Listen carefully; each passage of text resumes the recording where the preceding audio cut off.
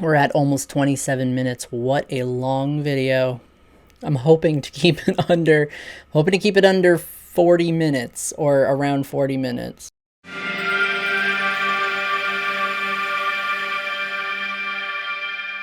What's up, everyone? My name is Alex, and I use he, him, his pronouns, or AMAR's pronouns, and it is the final episode of Identity Talk. It's not the final episode or final video of me talking about my identity. That is always going to be a thing on this channel. It's the entire point of the channel. But I wanted to, basically go out with a bang, bit of a better, more energy. I want some more energy for this video. I have changed my little letterboard thing over there, or light box. I don't know what you call those. It's supposed to light up, but the cord is too short, so I can't plug it in. So that's fun. But I wanted to talk about the entirety of my transition. I think that is a really good place to start. The only issue is that I don't have a lot of pre-transition photos that aren't like I had a hyper mask phase starting in high school. I don't have anything on me that predates that, but I think it can still work out if I use the photos that I have and kind of, I guess, substitute. Like, I'm going to find photos to like fill in what I don't have, because I do have some like mid-transition photos. I mean, there is no real end to transitioning, so I don't know why I call it mid-transition, but yeah, that's that's basically what this entire episode's going to be, and it's probably going to be a bit of a longer one, so strap in and drink some coffee and I guess enjoy.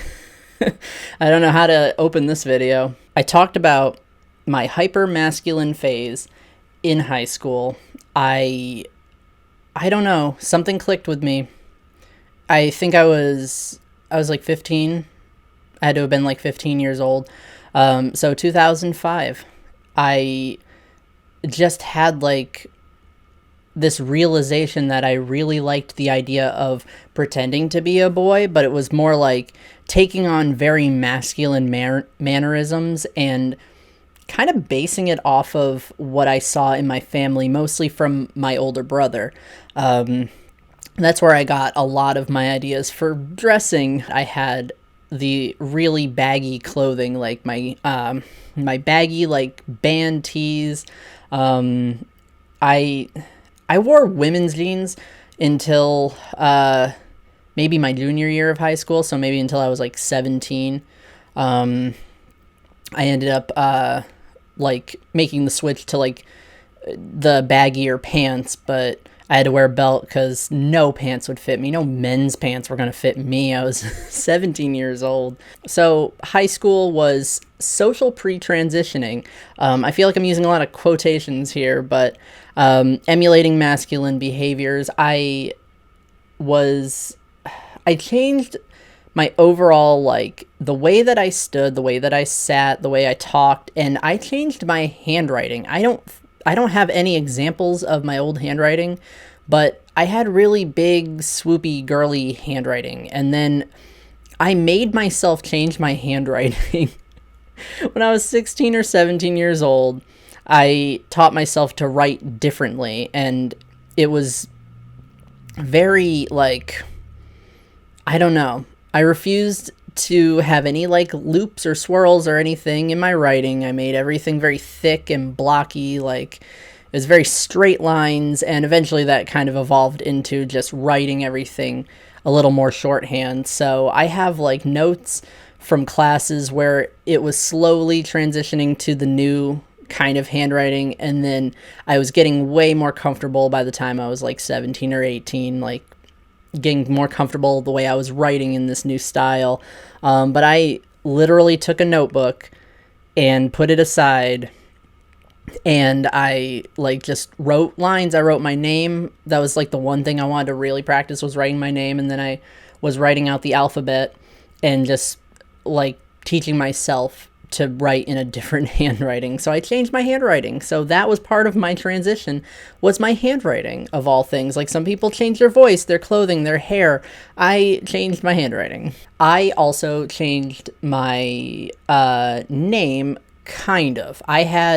It was the classic, like, I had a feminine dead name, a woman's name, girl's name. I wasn't even an adult. I had a girl's name, and I used a nickname of that name. I will not give that away. I don't mind, like, old pictures of me on the internet, which is really weird. I don't mind that, but I will not talk about my dead name. I think there's a single person watching. Okay, there's 3 people watching this series that know my dead name, and that's all that needs to be. I mean, you can see all my old pictures because they're really nice to look back on, but the dead name is a dead name for a reason. So in vague terms, I had a very feminine name, and I started using a nickname that would, was based off of that name, but it was a more masculine or more neutral-ish sounding version of that name. And I remember starting in Spanish class, but I can't remember. I think it was Spanish too, because I think I started kind of early with changing my name or experimenting. It was like the later half of the year, and I would write at the top of the paper my first name, in quotes, the nickname I wanted, and then my last name. I'd write my name like that all over everything. I saw this as like some like cool pseudonym. Like, I got this cool masculine side of me, and I have a name to match it, and like, that's super cool. It's like I have like an alter ego, or like another identity, a secret identity. But in high school, I didn't know anything about transgender people. I never had heard of the word. But my Spanish teacher took me aside, and he asked me if that was the name that I would prefer to go by instead of my dead name. And I was like, yeah, like, I like it. I just started writing it. I told him I started writing that on all of my papers, and just didn't know, like, I just kind of liked the name. It started as a nickname, and then it became my actual name, whereas to the point where people did not even know what my real legal name was until I told them. But yeah, my Spanish teacher asked if I wanted to be called that from now on, and I said yes, and then he started calling me that, and that's all anyone ever knew me by. That was my name permanently, pretty much, or as far as I knew. Like, it slowly, like, I started writing that name on all my papers without, like, using the full first name. I didn't come out to my family with that new name. It was just eventually, like, I don't know, it's something like word got out somewhere that I wanted to go by this new nickname, and it just permanently became that for the longest time. But I don't even remember when that moment happened where everyone was calling me this new name. So just getting out of high school, I started becoming very mask and very punk / emo. I had an emo phase. I had a goth phase. More importantly, very masculine just getting out of high school, and no one ever knew me by my legal name other than, like, my family. I mean, close friends and people I dated knew, because I thought it was a cool little trivia, like, hey, that's not my actual, like, legal name. That's just, like, a nickname I go by. For the shortest time, probably only, like, a few months, I called myself gender fluid. At that point, I still don't think I understood what transgender was. I think the word trans kind of made me think, like, people transitioning, and excuse the outdated language, I think I might have thought it meant transsexual. The old term, I think, specifically for people who physically transition. I am not 100% sure, but I don't think I had a very clear idea. I didn't think you could just be trans. You could just say, like, I'm not this gender that the doctors told me that I was. Like, I didn't, I never had that thought. I didn't think that term referred to me unless I was undergoing, like, some kind of physical transition, like HRT or surgery. And, like, I never considered doing that ever. It was more like I'm just going to hide my actual self with these ridiculously baggy clothes so no one knows. I wore sports bras so I like could flatten my chest out, and I was pretty passable. It was like I wished to be a man, but I didn't. Like, I was almost offended when people like thought I was a man, and I'm like, no, I'm just like a really masculine woman. Like, that's how I saw it. And for a while I thought I was a butch lesbian. That's what I called myself. In my junior and senior year of high school, I considered myself a butch lesbian. I had cut off all of that hair, all that like really long wavy hair. And then just getting out of high school for a very short amount of time, I thought I was gender fluid, and I don't think I knew exactly what that meant, but I didn't think it meant trans. I didn't know that it was under the trans umbrella. I didn't know what non-binary meant. I don't think I ever learned that word for a while. And if I'd learned non-binary, I probably would have thought genderless or something between male and female. So I was clueless. I had like the textbook definition of social transitioning, wanting to transition, wanting to be a man, and just never understood that that's what I was going through. Because growing up, there wasn't anyone transgender in my life. I never learned that language. I barely learned like what it meant to be gay. I identified as a lesbian for a long time, and my parents were kind of weird about it, but they weren't. They're uncomfortable at the very worst, but they weren't like trying to stop me from seeing my partners or anything like that, which is nice. Like, at least I had that. But I was so clueless. I didn't even realize I was trying to figure myself out. I just thought, cool clothing style, baggy clothes. I'll call it gender fluid. I thought it was a method of gender presentation before I knew what presentation was. There was no like pronouns. There wasn't any like thinking about pronouns. At some point in, I want to say it was 2013, 2012, 2013, I want to say.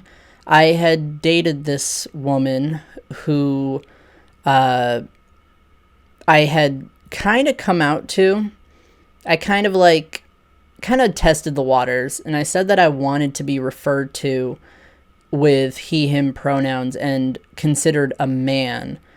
And that might have been the Alex phase. I think it was like just getting into the Alex phase. She knew me by a different name, by the nickname from my high school, years. But like I had randomly adopted the name Alex, and it was like on a whim. Someone was talking about like her ex-boyfriend, and she had dropped the name Alex, and I looked at it and I was like, because we were talking on Facebook, it had nothing to do with anything, but I looked at it and I was like, I kind of want to call myself that, and it has nothing to do with your ex-boyfriend or with you. I just like something about that name looks so nice. Like, it was just a weird kind of accident. I didn't put any thought into it. I adopted that name. I was like, yes, Alex is it. So, like, in the middle of dating this poor woman, I had wanted to change my name. I made a post on Facebook, and,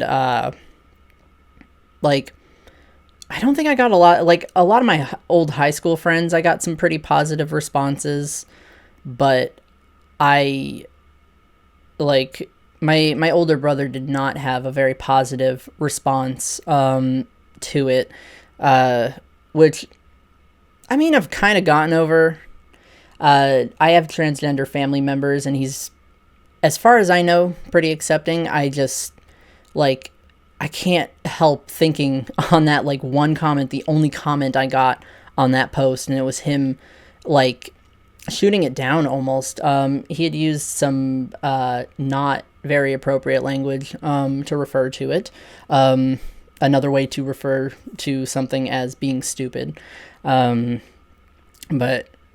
I, like, it was generally okay. Like, adopting the new name was, like, it was all right. And I had just this weird, awkward stumble into, like, now I want to be referred to as a man and everything. I had no long term plan for transitioning, it was just social transitioning. My assumption was that hormones and surgery were out of my reach. I needed to figure something out myself. Thankfully, due to my genes, for some strange reason, like all through junior high and high school, I could grow facial hair. I could grow the lightest, well, not the mustache, maybe light hairs, but I could grow the tiniest little bit of hair on my chin. I don't know why. I don't know how. Like, I mean, I come from a family of pretty hairy dudes, at least like on like my biological, like my full brother, because I've got half siblings. And they don't have that particular gene, but yeah, my older brother is kind of like that, like just really thick hair and a lot of body hair. My dad was probably like that, and I wouldn't know, but yeah, like I could grow a little bit of chin hair, so I was kind of passable. I could still wear the baggy clothing. I could still like kind of bind by putting like a sports bra, like a sports bra that was slightly too small for me. And that flattened everything out and all that, and just completely staying away from like any femininity. I was still in that hyper masculine phase. At some point I started wearing very dark clothing. The dark clothing helped hide curves and anything else, like it didn't draw any attention to the chest or like the overall shape of my body. So there was that. And during this Alex phase, that's how I've written it here, at some point, like, I was still kind of passable as a man, even without hormones, because I didn't start hormones until 2015 or 2016. 2016, beginning of 2016, March 2016, I started hormones. But before that, I was attending college for a little while. I started in 2015, so it was like September 2015, like months before I would have gotten on hormones. I came out to professors. I think somewhere I still have the email. I saved the email with a template that I got from my ex-wife, because I asked them if they could help me come up with a way of coming out to professors. So they sent me this template where it was like, hey, Professor so-and-so, could you, like, I know my name is this on your roster. Can you refer to me as Alex and use he, him pronouns and refer to me as a man, like, otherwise? And, like, that was fine. Everyone knew me as Alex. Everyone knew me as a man. I just looked way younger than I actually was. I was 25 when I started college. I was almost 26. And I looked like a 14-year-old. I always had that. I still look like that. I'm 31. And I shaved my facial hair recently, so I am a baby-faced man, and I think I always will be. So came out to professors. It was totally fine. I didn't have to come out to students. My name was changed in the roster, and like it was all good. I worked at this pizza place because I went to college in Iowa. I worked at this pizza place called Old Chicago. And their food is very good. But they, like, I talked to one of my employers. I talked to one of my managers about the name change. And I think I explained to both parties, like my professors and also my employers, I explained that, like, I will get my legal name change soon, just not yet. I started a surprisingly easy process of changing my name and getting on hormones. I want to say that the hormones came first. March 2016, I finally, through informed consent, so it took like a week, I got on hormones and started testosterone, and I started recording it and making like I was doing like a monthly, like I was taking pictures every single month to track body changes, the facial hair. I was growing belly hair, other like anything that like I knew was going to look different, like the shape of the muscles, especially around like the deltoids, and the jawline, like everything. I like tracked everything and tracked hair growth. I was very fascinated. That was like the first thing to change besides my voice, was all like the hair growth. That was wild. Tracking that. I tracked my vocal change only for a year, and then I like lost motivation, and I'm like, this is such a like inherent part of me now. Like I can't keep tracking everything. Like I can go back to earlier pictures, but I don't want to keep sitting here taking my shirt off, taking all the photos, and then recording, hey, my name is Alex and I am blank months on testosterone. I was getting like kind of burnt out. So I only did that for a year, tracking everything. I guess I could actually show off. I uploaded it to YouTube, which is very strange because I think I uploaded it to my gaming channel. It was like a gaming and everything else channel at a certain point. So this is the vocal, just like the progression of how my voice changed over time, over the course of a year. Hey everyone, this is Alex, and I am 1 month on testosterone. Hey everyone, Alex here, and I am 2 months on testosterone. Hey everyone, Alex here, and I am 3 months on testosterone. Hey everyone, this is Alex, and I am 4 months on testosterone. Hey everyone, this is Alex, and I am 5 months on testosterone. Hey everyone, this is Alex, and I am 6 months on testosterone. Hey everyone, this is Alex, and I am 7 months on testosterone. Hey everyone, this is Alex, and I am 8 months on testosterone. Hey everyone, this is Alex, and I am 9 months on testosterone. Hey everyone, this is Alex, and I am 10 months on testosterone. Hey everyone, this is Alex, and I am 11 months on testosterone. Hey everyone, this is Alex, and I am 1 year on testosterone. It's weird, and you could also see how I was starting to slowly be more open about being on YouTube, like being behind the camera, like using my microphone, being more clear and concise when I spoke. I don't know how good I am at that right now, but there's been an improvement. But yeah, there's like, it's weird because at the time it didn't seem like things were really changing, but then when I look back, the change is very apparent. It's amazing.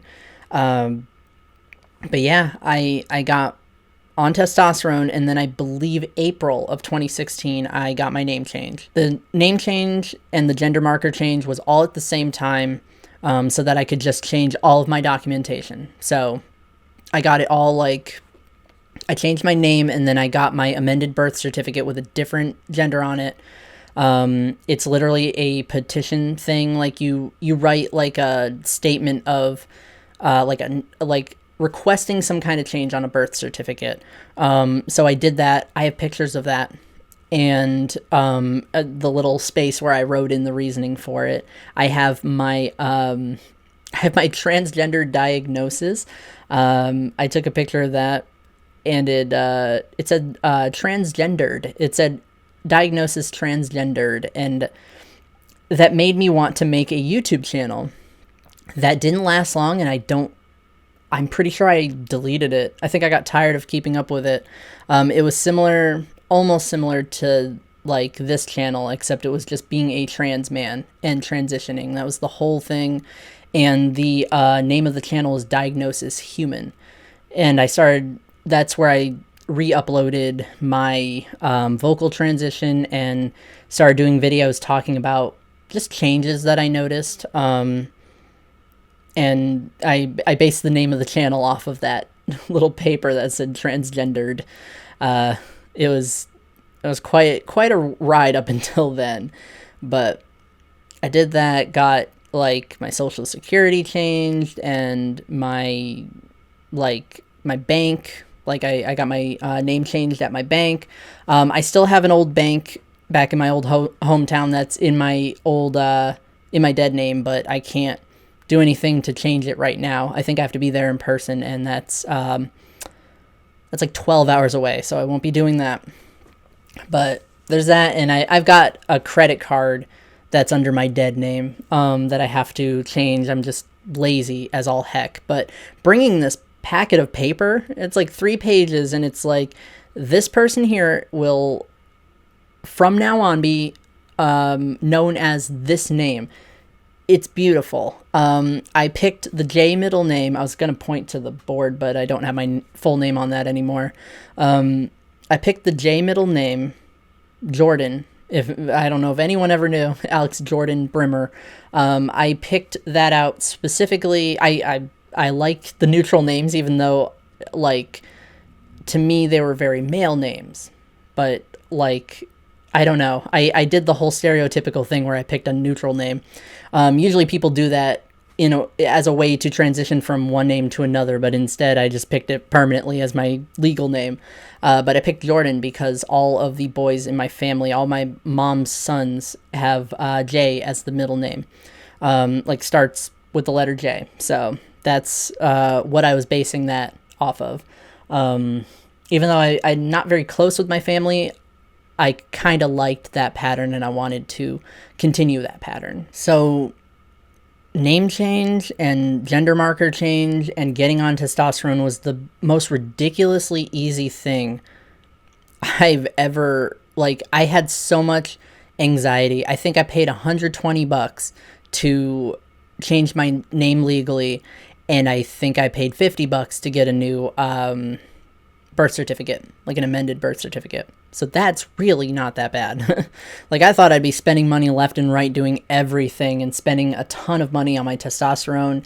It's like $85, like, not per bottle, but I believe it's per 3 months of worth of testosterone. It's still not bad, but I thought I'd be paying a ton of money for it. It was covered up until kind of recently.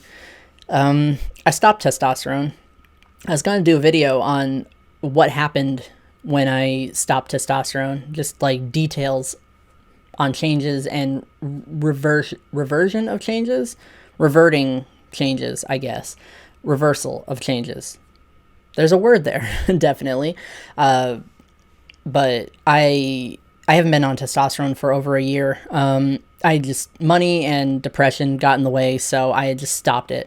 It's been unkind to my body, but I was on testosterone for almost 5 years. So, experiences on testosterone, facial hair started filling in, body hair, facial changes, like the jawline, like the roundness isn't in my face anymore. More defined muscles, especially along the shoulders and around like the chest. Just muscles that are becoming more defined and kind of changing shape. I gained a lot of weight, not a lot of weight, but like I had trouble keeping weight on, for the longest time. And then I started testosterone and it made me want to eat a lot. I was eating a lot and I gained quite a bit of weight, like comparatively, which was really nice. I kind of needed it. Hot flashes, that was another thing. Hot flashes and sweating more. My voice went through this phase for quite some time where I couldn't sing anymore. I don't sing in front of people, but like I couldn't sing. It was like I had laryngitis always, or at least like a little touch of it, where my voice would crack all the time. That's natural. It's basically a new kind of puberty in my life, like a second puberty. So my voice like got all weird for a while, and then it finally like kind of fixed itself. After 3 or 4 months, my period stopped. When I got off testosterone, I think it took about that long for it to come back. I don't exactly remember, but that's a thing I deal with now, which sucks.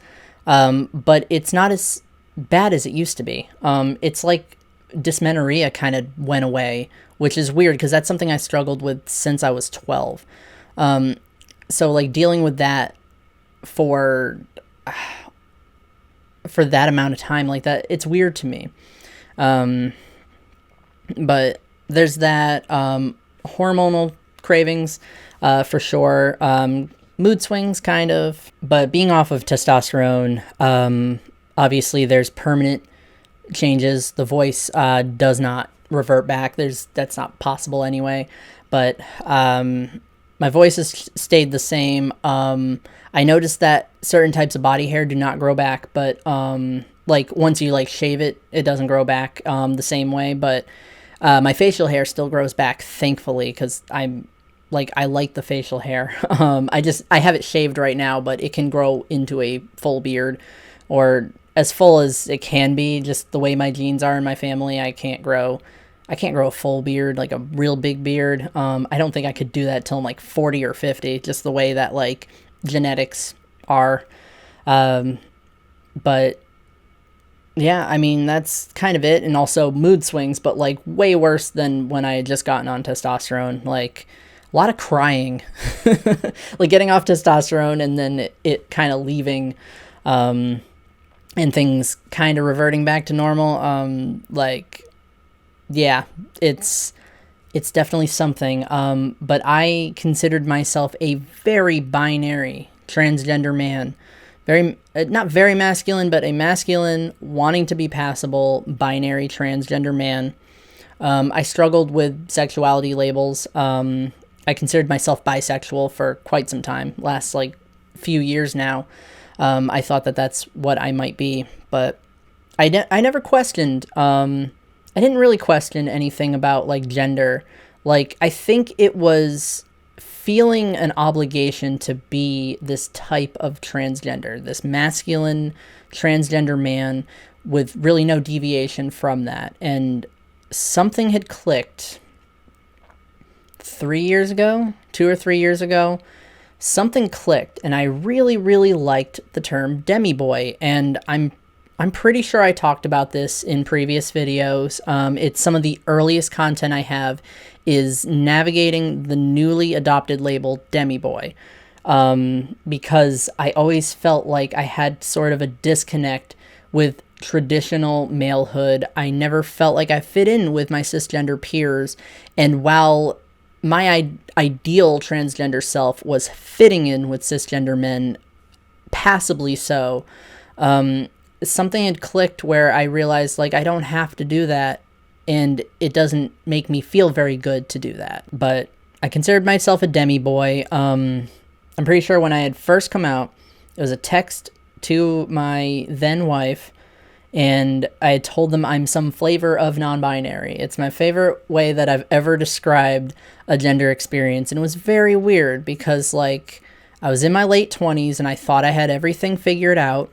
I was like 28 years old, 27, 28 years old. I thought I had everything figured out, and then something happened, and I don't know what it was. My brain had just switched somewhere, and suddenly I realized that I wasn't a binary transgender man like I thought I was. And then I started experimenting with calling myself a non-binary man. I had totally forgotten that like non-binary men and women exist. I forgot that that was like an identity that you could be.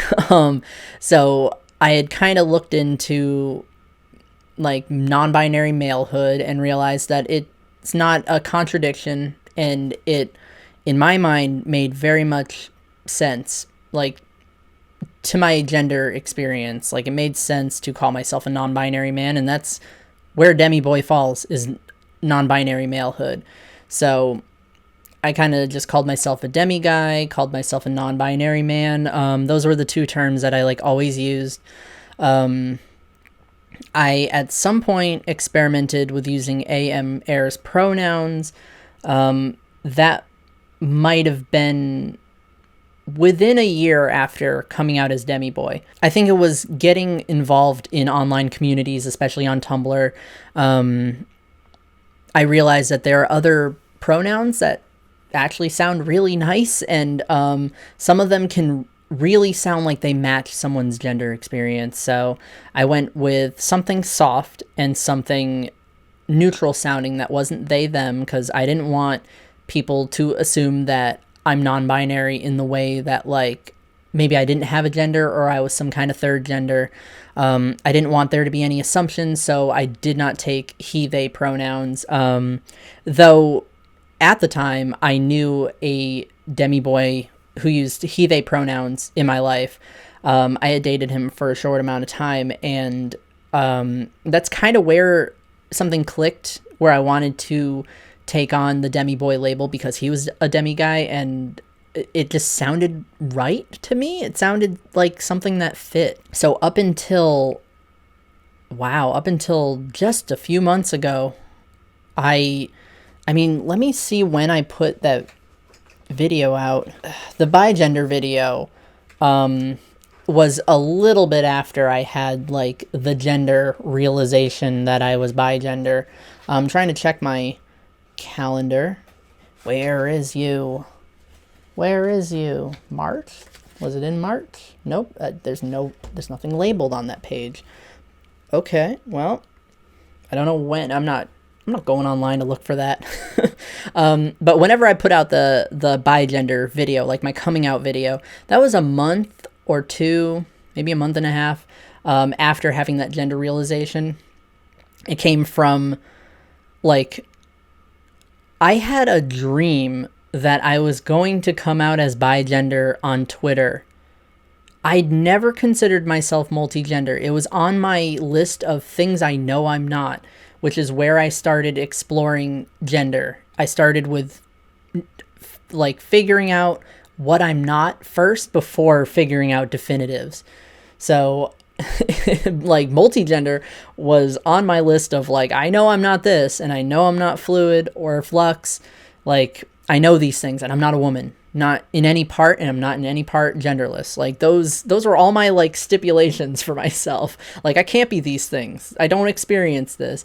But I had a dream that I was trying to come out on Twitter as bigender, and I woke up before I could post it. And I grabbed my phone to post it. And then I was like, wait, that was part of a dream. I wasn't trying to actually post that I'm bigender on the internet.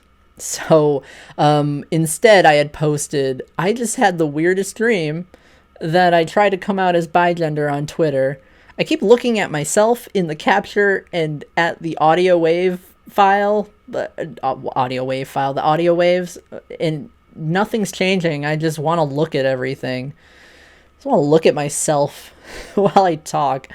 It's a really bad habit. Goodness. It was such a strange experience. I posted and I was just like, I had a dream that I was going to come out on Twitter as bigender until I realized that like it was just a dream. And I just left it at that. And then a week later I was like, wait, that might make sense with this obsessive thing I was doing where I said I'm part male and then I need to figure out what that second part of my identity is. It was two parts that make up a whole. So I'd come across the realization that I think I'm part male and part gender neutral. I did not say neutroy because at the time I did not know what that meant. I only just kind of learned, only kind of recently learned that neutroy was what I was looking for. I don't know what I thought neutroy was versus agender. I just thought that they were kind of interchangeable. They can be, but neutroy it encompasses a lot of different kinds of experiences. Hence the Troy part, trois, the French word for third, like a third gender for three, not third. But yeah, I like a week later after like posting that, I was like, actually, I think that this is my experience. And before officially coming out, I started looking around online and looking at like what bigender was, looking at like related terminology and looking at like bigender experiences just so that I could see what other people were saying about their own identities and kind of absorbing that and taking the time to think about that. I did not like grab the bigender label and immediately like take it on for myself. I did a lot of studying and a lot of mulling it over and a lot of what ifs. I was like, what if I had two genders? Like, what would that mean for me?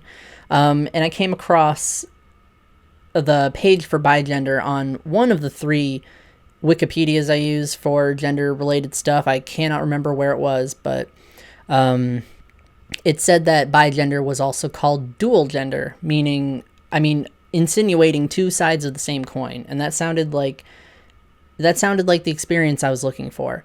So basically just the core that is like my identity, and then these two sides almost encompassing that with like some large overlap, like two static genders with a lot of overlap, not fluidity. And that's where I was getting that weird gray area that gender confusion. It was the overlap between my malehood and my gender neutrality. And I started experimenting. I experimented with pronouns. I used he, him, and am, and somewhere in between those, I was experimenting with they, them pronouns.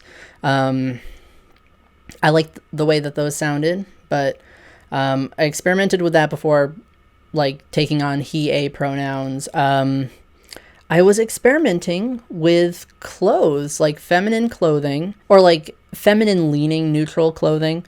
I have like pictures of the earliest like little experimentations, wearing the long cardigans and just trying out looking a little bit more feminine, just a little bit. I was painting my nails. I started doing that a lot for a lot longer before realizing that I could also experiment with clothes. I never had a really good clothing style. It was a hat, jeans, and a t-shirt, and I never knew how to look good in clothes. So the experimentation was a little weird, trying to figure out what I could wear and look good in. And I started experimenting. I have very few photos of me in makeup, because I was experimenting with like actual like makeup on my face. Never went out in public like that, but I took pictures and just tried it out just to see how it felt. And somehow I ended up with a lot of makeup. That has been like the number one gift to me for like Christmas and for my birthday has been makeup, which is, I appreciate. It's just really funny that this is like just a small thing I was interested in, and then suddenly that's all anyone ever wanted me to have. But I appreciate it a lot, even though I haven't really touched a lot of the makeup I have. I was experimenting with terminology to refer to my gender: a gender neutral man, a neutroid man. Neutroid demi-boy is what I like was trying out as well. It was kind of a mouthful, and I'm like, there's gotta be like something else. There's gotta be like other terms for that. That was before I realized I was bigender. Like obsessing over these two labels, but not realizing that both those genders were me. That was interesting. Looser ways to define my gender, and realizing that like gender can be messy and confusing and have a lot of like blurred lines between like different aspects of identity, and like it's okay to embrace that rather than having an answer for everything. So like I just talk about being bigender with a large overlap between the two identities, and that's kind of it. Just that gray area, and I don't really like explain that as much because I don't think I need to. I can literally just say I'm bigender.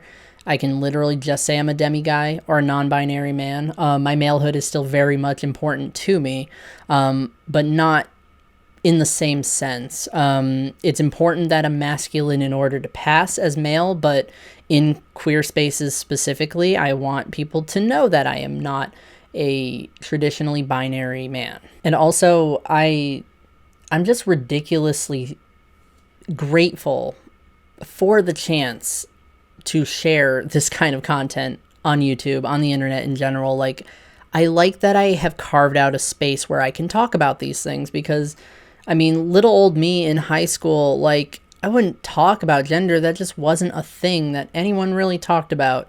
That wasn't a thing that I ever thought of, and I didn't have the language for it. And after I had just discovered that I was a man, even then I wasn't talking about it. I wanted it to be a secret. I wanted to transition quietly and pass perfectly and never let anyone know that I'm trans unless I were like dating them. That's about it. Like that, like I wanted that to be a closely guarded secret, and eventually like I'd be super stealth. Like no one would ever know. But it turns out that like I want the world to know. I want to be able to talk about these experiences, and I want people who are basically me from high school to realize that like there are people with experiences just like them, or who had experiences just like them when I was their age. It's important that there's, I guess, relatability. It's important that people find similarities between what I've gone through versus like what they're going through. Also, I want to be informative. I want to talk about the labels I'm using and why I use them and what they mean. And I want people to realize that those are options for themselves. I want people to know that like they can be a non-binary man. It's not contradicting.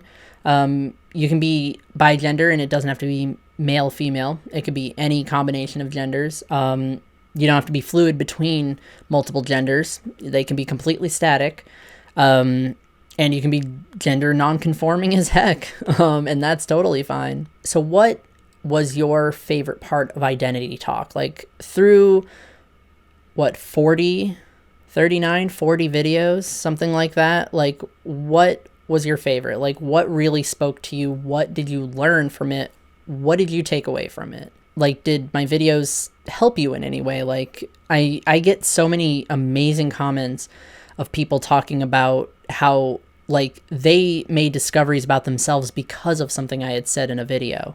Something that like I didn't see as like a big deal. Just talking briefly on a gendered experience, people held on to that and they realized that like that was them, that was their own experience. And I really like that. I kind of helped people give a name to their experience. And I do have a question here that asks, what was your transition like? Just kind of a vague question, like if you have transitioned socially, physically, like what has that been like for you? Like, were there complications with coming out or with getting your name changed or getting the hormones you need or anything like that? Like, let me know. Like, let's start like one big final discussion, at least under identity talk, like a new discussion, like one last new discussion. You can obviously go back to previous videos and answer those questions anytime. You can come into the Discord server and you could say, hey, I'm watching this video and this is the question like I wanted to answer. Like you can do that at any point in the Discord server. I mean, people still respond to my very first video for identity talk. That's like, that's amazing to me that people are talking, that there's an open discussion happening. I will always respond to your comments. Always be in the Discord server, like responding to your responses, replying to your responses, I guess is the word I'm looking for. So I want to make sure that I am, that I highlight the fact that like, I'm not going to stop talking about identity. I'm not going to stop talking about gender. This long-ish running series, I am putting this to rest, identity talk. I think that I have probed so many different aspects of my identity, questioning identity, talking about labels that I want to try or pronouns that I like, talking about my experiences with gender alignment, with gender presentation, with coming out, with like why I use these labels and how I evolved into using different labels. I talked about like being neurodivergent. I talked about having a dissociative disorder. I talked about being otherkin. I talked about being autistic and how that ties in with my gender. I talked about sexuality. I talked about attractional labels that fit me. I've had all these realizations. I've had speculation that eventually turned into, no, I'm not actually this. And like, I move on to the next thing. There's been a lot of questioning and a lot of just like consideration. Like, what if I were this rather than that? But that was the point of this. And now I want to go into a video series that is more definitive, more of my actual objective experiences, subjective experiences. Really? Yeah. I mean, whatever. Like, I had experienced them objectively. That happened. But experiences are subjective. I don't even know what language I was looking for there. But I'm planning a video series after this one called My Gendered Parts. Or My Gender in Parts. I don't know what I will definitively call it, but I have to plan out the thumbnails for it and all that. But I want to talk like specifically about gendered experiences with being bi-gender and talking about labels that I use now and what it is like to be two genders, what those two parts are like for me, and just getting really in depth. And that could mean shorter videos, which I am okay with. I do not want to suffer from burnout, and I want the video content to be easily digestible. So I'm going to be talking about all kinds of very hyper-specific topics, and it probably won't take very long for me to talk about those in each video, because it's just like that's just like how the series will probably go. I will be taking a break. What day am I on? We are uploading this July 5th. I will be coming back the first Monday in August, and that will be August 2nd. So that's where I will introduce the new series and what it's going to be about. The first video is probably introductory, and then I will go into the specific episodes, just like Identity Talk. Identity Talk opened with an introduction video, Who Am I? That was the very first one. So that's pretty much how we're going to start this new series. It'll be every Monday, 7 a.m. Eastern Standard Time, and then I am starting a multi-gender 101 series, which I already started recording before the finale of Identity Talk. So I did Malehood 101, so I am doing multi-gender 101, and trying to tie that in with my own personal experiences. There's going to be two bonus. There's going to be a bonus video in August and September. I'm going to do those on Fridays. Just sometimes one bonus video on a Friday at random. My hope is the first Friday of the month. So that's what I'm doing there. And that's it. That's everything. That is Identity Talk, started and worked on and refined and closed. So I really enjoyed talking about all these different aspects of my identity and pondering labels that sometimes I used for myself, sometimes I dropped because I didn't need. And now we're going to go into the more definitive stuff. So I'll still be answering comments. I'll still be on Discord, but I'll take the tiniest of breaks so that I have time in between to work on the new content for next month. Am I taking that long of a break? Yeah, I guess it's 3 weeks. Okay, so that's it. That's everything. I always have to drink coffee in my videos. Not as often as I used to when gaming on my old gaming channel, but I still do it every so often. I want it to feel kind of casual. I may redecorate a little bit behind me before I start the new series. I'm not sure yet, but I might change it up back there a little bit. And other than that, I am signing off for now. See you later.